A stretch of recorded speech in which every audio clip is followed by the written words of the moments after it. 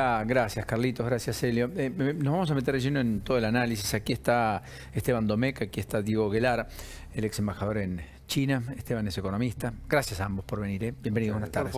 Pero quiero mostrar una foto. Acaba de ocurrir. Guado de Pedro está de gira en España, está en lo que se ha denominado en Barcelona la cumbre vinculada a la tecnología, el 5G, etcétera. Después ha ido a Madrid y allí en Madrid, en la sede del embajador argentino, o sea, Ricardo Alfonsín, se ha reunido con Rodríguez Zapatero. Esta es una foto de hace instantes, con el ex presidente Rodríguez Zapatero, José Luis Rodríguez Zapatero.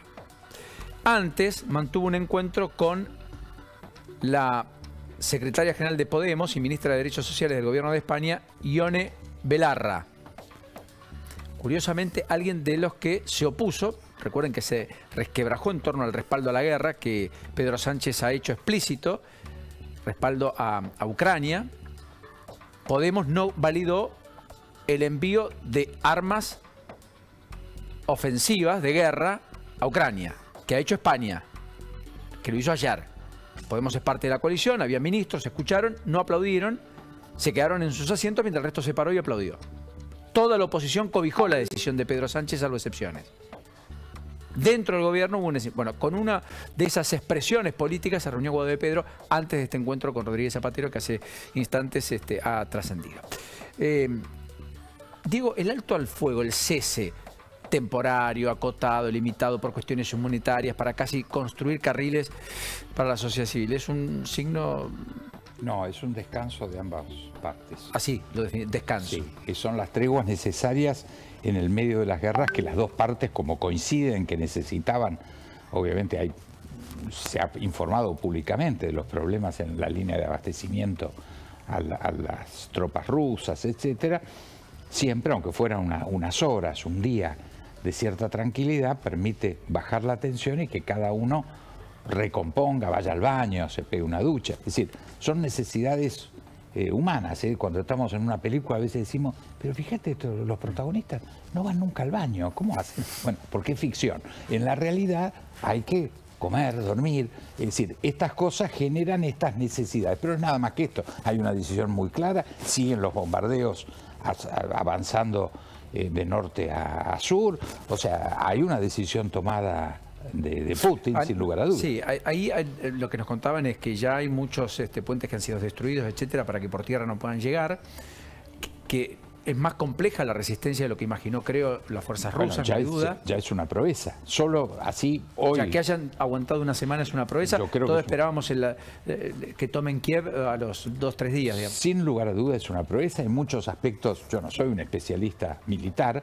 pero hay muchas preguntas que no tienen respuesta, porque además no hay fuerza aérea ucraniana, y con fuerza aérea rusa esto debería haber llevado horas en el tomar contacto, tomar control físico. O sea, no podemos saber, yo no lo sé, resistencia de las propias Fuerzas Armadas rusas. Hay muchas consideraciones que la verdad no conocemos. Yo en esto estoy cansado de escuchar expertos que no sé de dónde son expertos y que hacen todo tipo de análisis. Lo que nosotros podemos ver es lo que pasa. Siguen adelante, es muy claras las manifestaciones de Putin.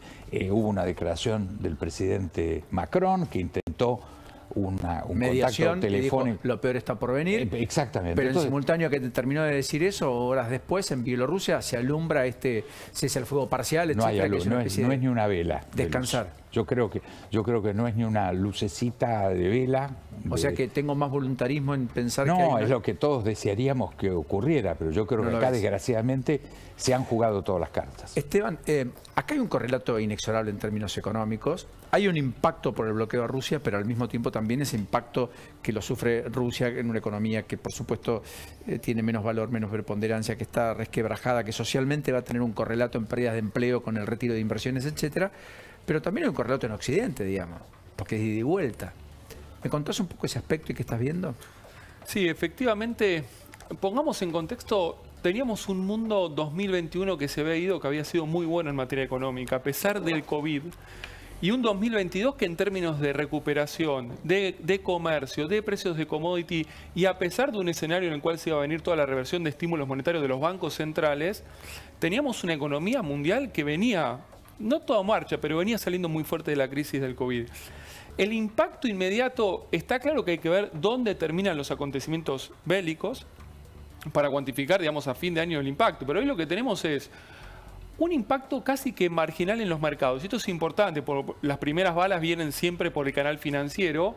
Se golpeó muy fuerte la bolsa de valores rusa, de hecho suspendió operaciones, saltó fuerte el rublo.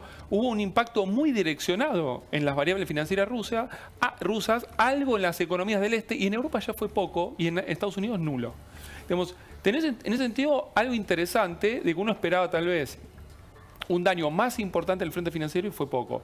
Hay un segundo canal de impacto que tiene que ver con los precios de los commodities, donde por la estructura económica de Rusia y de Ucrania pegó muy fuerte en commodities agrícolas. Esto le juega muy a favor a la Argentina. Por ser Ucrania el granero de Europa, por ser Rusia un productor importante de trigo, etcétera. Por eso el trigo hoy está en un valor hoy pasó histórico. Los 410, es récord absoluto. La soja estaba en 4.40. 4.40 por haber llegado. Yo desde hace 3 horas no entré a los mercados, pero la soja estaba a 4.50 a principio de año.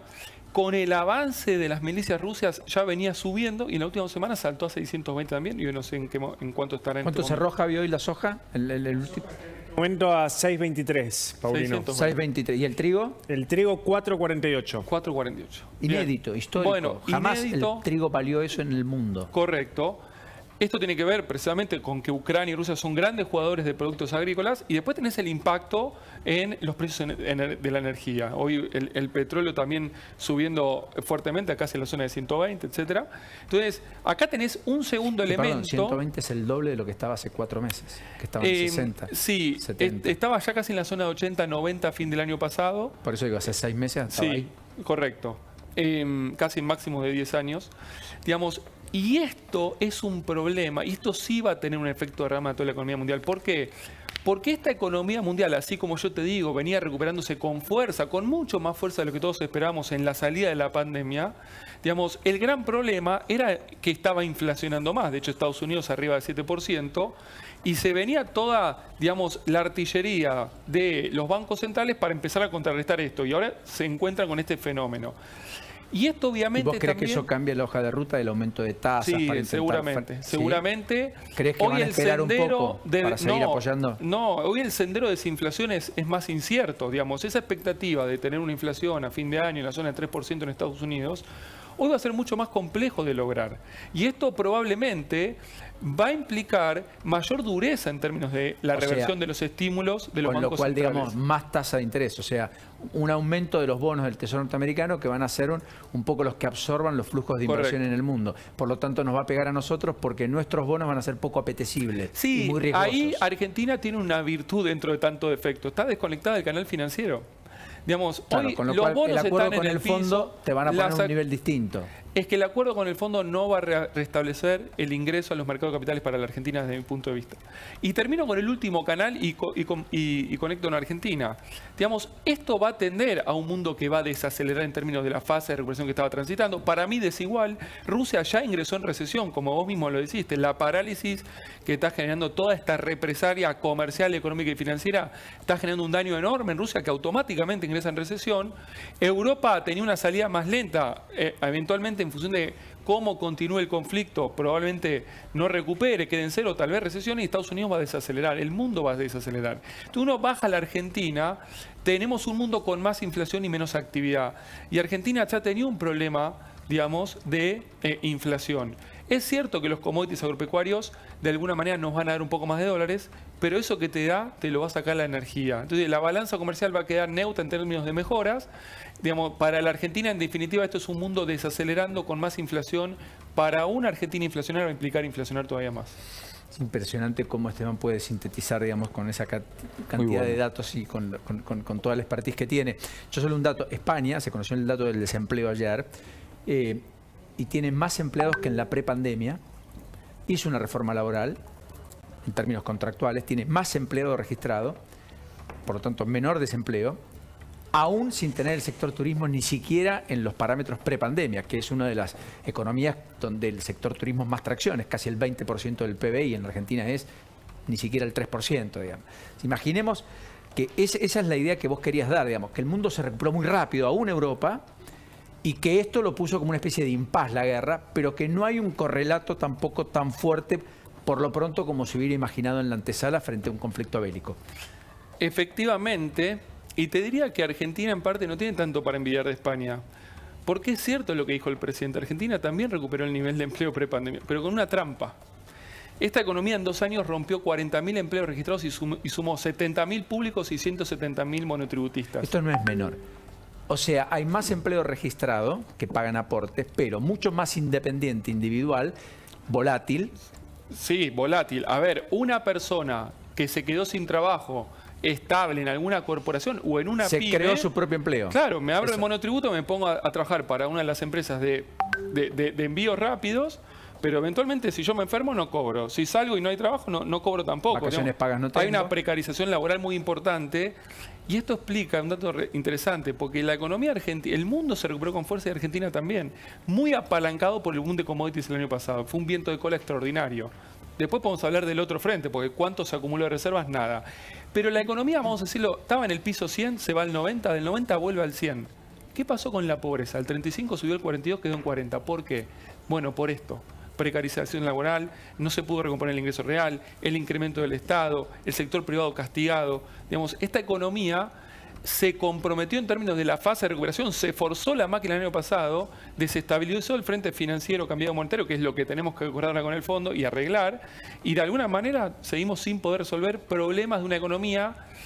Cuando llega el COVID es un meteorito, nos tiró a todo el mundo a la banquina, pero Argentina ya estaba en la banquina. Se va el COVID, tenés esa recuperación técnica pero impulsada no por la subir a la ruta. y ahora no estamos en la ruta de vuelta. Diego, en términos geopolíticos, ¿el mundo está cambiando? Sí, sí, yo creo que es espectacular el cambio. Definime esa transformación. ¿Hacia qué mundo vamos? Putin quiso llevarnos de nuevo al siglo XX, como si fuera la ocupación de Hungría de 1956. Ese mundo no lo acepta. Está claro la votación en Naciones Unidas, un frente hoy encabeza... 141 países. Claro, y hoy China encabeza un frente que está de acuerdo, integrado por Eritrea, Corea del Norte, Bielorrusia y Siria. Ese es el frente de Rusia, ¿no? Ese es el frente de Rusia. Ah, no, China más, está más Venezuela, que no puede votar porque perdió el derecho de voto. Ah, correcto. Bueno, ese es el frente. ¿Qué significa esto? Esta guerra está perdida. La guerra de Putin.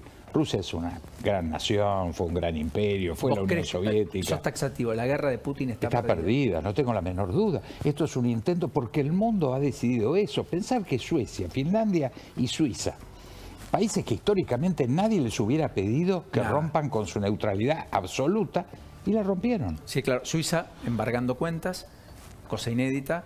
Suecia enviando armamentos de primer nivel. Hoy están destruyendo a los tanques con obuses de mano fabricados por Suecia. La ministra de Defensa, ante el apriete de Putin, le dijo, no, nosotros vamos a apoyar a Ucrania.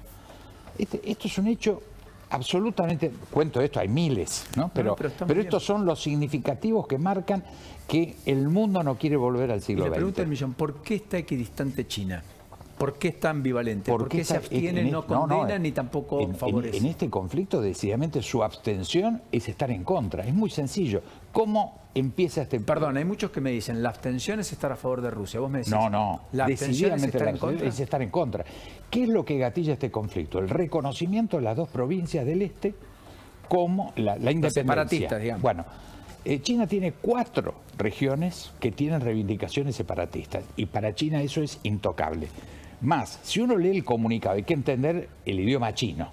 El comunicado oficial, muy oscuro, no claro, no explícito, no habla de condenar la invasión, pero dice clarito que el objetivo es la integridad territorial de Ucrania en los términos de la Carta de Naciones Unidas, que es la Ucrania que todos conocemos. Es decir, esa Ucrania que contiene a esas dos provincias, expresamente China ha dicho, son parte de Ucrania y yo no puedo participar. El principio de territorialidad, China lo defiende. No, centralmente. Porque se defiende a sí misma. Por Xinjiang, en el noroeste, Tíbet, Hong Kong y centralmente, el caso más conocido, Taiwán. Es decir, no hay posibilidad que O sea, China es como esté... nosotros, que tenemos que defender el principio de territorialidad por nuestras Malvinas. Las transferencias económicas en China se hacen por el sistema SWIFT. Cuando yo le tenía que mandar plata a un hijo, iba a la sucursal del banco Tenías que en poner China, los códigos. ponía el código SWIFT, de ahí mandaban del Banco de China, de mi sucursal a media cuadra de la embajada, al Banco Nación Nueva York y de ahí a Buenos Aires. Eso no está funcionando hoy. Esto es un dato central. ¿En China? Se han roto las cadenas de pago y de cobro bancarias. Pero eso en Rusia. En Rusia y China, en la relación con China. Ah, Rusia y China. Claro, China tiene... O sea, no es solo Occidente el que bloquea el código SWIFT, No, también no, China. está participando China. Porque ahí hay digamos, una negociación bilateral. No, pero- Rusia-China muy importante, Sí, tiene una sí, economía muy ensamblada. pero eso. no en esto. Por eso hay un cambio. Yo estoy convencido. Viste que acá hay muchos especialistas. Ahora hay especialistas en relaciones internacionales, de todo tipo, ¿no? Como había muchos Qué bueno que lo puedas sanitaristas. decir, porque yo ayer dije, disculpen si pido disculpas, si no sé, si pido perdón, si digo no conozco. No, lo que hay que Palabras poco concentrarse habituales, es ¿no? en los hechos que vemos y en los dichos de los protagonistas. Eso sí es el único dato que nosotros tenemos. Ahora, en todos estos expertos que ya dicen que estuvieron como comiendo pizza con Xi Jinping y Putin cuando estuvo en Beijing y que ahí arreglaron, que iban a esperar que terminara los Juegos Olímpicos, todo esto no sé de dónde lo sacan. Salvo que uno sea testigo presencial y tiene que acreditar que por algún motivo uno Estaba en servía el lugar café, indicado en el momento oportuno. era el cafetero y justo escuchó esto. Ah, bueno, yo al cafetero, si me dice eso, le puedo creer. Pero si no, no puedo creerlo. La realidad es que China tiene, respecto de sus ciudadanos, las mismas obligaciones que cualquier otro país. Hay 6.000 ciudadanos chinos en Kiev que no se pueden mover. O sea, si le hubieran advertido, hubieran mandado 10 aviones o los hubieran evacuado. No pensemos que los chinos son monstruos que se olvidan de sus ciudadanos. Si no, no serían la potencia que son si se olvidaran de sus ciudadanos. Déjame hacer una última pregunta, Esteban, y una última para vos. En tu caso, Esteban, ¿imaginás una economía en la Argentina posacuerdo con el fondo? Si el trámite parlamentario fluye y finalmente, en virtud de que no hay plan B, digamos, el acuerdo se aprueba. ¿Imaginás una hoja de ruta financiera mucho más holgada y por lo tanto que apuntale ciertos cambios en la racionalidad económica con la cual se gestiona hoy la economía o no tanto? Holgada no. Con ciertos parámetros de estabilización parcial, sí. Digamos, yo el programa con el fondo lo llamo un plan antihuelco. Digamos, en el sentido de que... Plan antihuelco. Claro, viene a resolver problemas de la economía argentina. Bueno, ¿qué problemas tenemos? Yo diría 3, no voy a profundizar, pero hay un problema de escasez de dólares y que no tenemos crédito, riesgo país, etcétera. Esa era la agenda de corto plazo, que es por lo que está el Fondo Monetario desde hace casi 4 años en Argentina. La agenda de mediano plazo, esto es muy relevante, es la agenda estanflacionaria. La pregunta es ¿por qué esta economía desde hace 10 años no puede crecer? Y tiene alta inflación. Desde el año 2010-2011 que no tenemos 2 años seguidos de crecimiento. Si vos no tenés crecimiento, lo único que crece es la pobreza. Y esta era la agenda para mí que había que aprovechar en el marco de este programa para poner sobre la mesa, tenemos estos 10 problemas. Y esa agenda no está. Y esa agenda no está. Entonces, cuando vos ves esta agenda no está, bueno, vuelvo a la de corto plazo, ¿resolviste esto? No, lo pateé para adelante.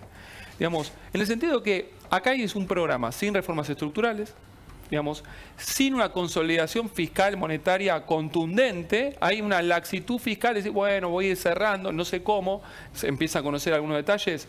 Para mí hay algunos eslabones perdidos del programa que no cierran, lo quiero estudiar, pero el tema de las tarifas para mí no cierra.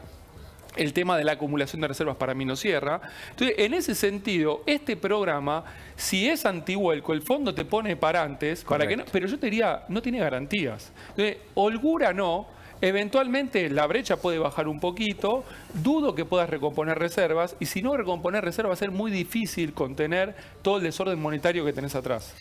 Gracias, Esteban, enorme Por favor. placer. No quiero desaprovechar, usted estuvo en el tema Vicentín. Estoy de hace 2 años trabajando intensamente. Que es un muy buen caso porque nos liga con todo esto que estamos hablando. Perdón, este era el mes clave, o yo me equivoco, para el acuerdo Sí, con los acreedores lo y es. salir a flote. Y tiene que ver, hay una... ¿Va a haber acuerdo, entiendo usted?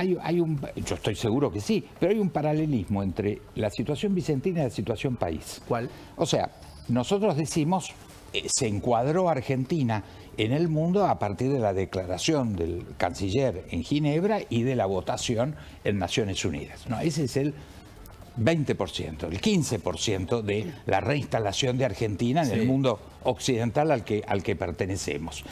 Esto ni remotamente está ocurriendo. En Vicentín pasa eso.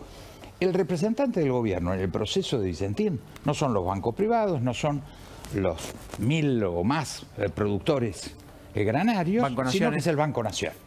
¿Y qué actitud adopta el Banco Nación? El Banco Nación adoptó desde hace 2 años la actitud de vamos a por Vicentín.